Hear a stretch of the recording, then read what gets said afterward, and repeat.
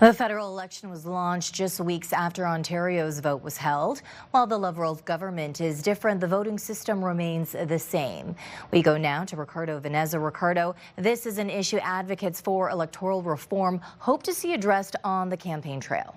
Yeah, Stephanie, the federal election will use a majoritarian system we know as first past the post. That means the candidate with the most votes in a riding wins, which has critics of the current system calling for change, saying it is a poor translator of voter intent.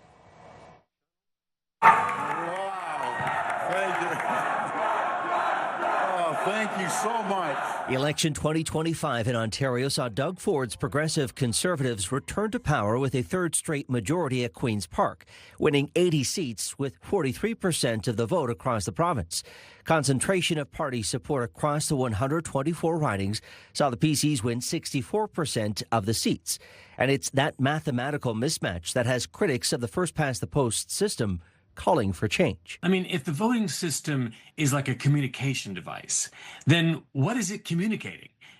It's not really communicating what people said with their votes. Dennis Pilon has been studying electoral systems for 35 years. He describes the way Canada votes as an archaic system left over from a bygone era that doesn't properly translate voter will into governments. It's not doing the job that I think any democratic system should do. At the most basic level, a representative democracy should represent as accurately as possible. According to advocacy group Fair Vote Canada, under a proportional system that assigns seats based on vote share, the election results would have mirrored the provincial mood more closely, giving the PCs a minority government with a Liberal official opposition instead of the NDP returning to that role. Ideally, if you are going to have a majority system, it does work best if you have a two-party system. University of Windsor political science professor Lydia Miljan says having multiple parties fight elections under the current system can dissipate the vote, but argues it provides citizens a better option for local representation, requiring parties to engage the electorate in a geographically diverse landscape, and hedges against the rise of fringe parties. I look at it riding by riding basis. So I think it's more interesting to see how many ridings actually were above 50%, and that's actually more than you would think. In Ontario, 58 of the 124 ridings saw a candidate win with more than 50% support, with roughly 45% of voters bothering to cast a ballot.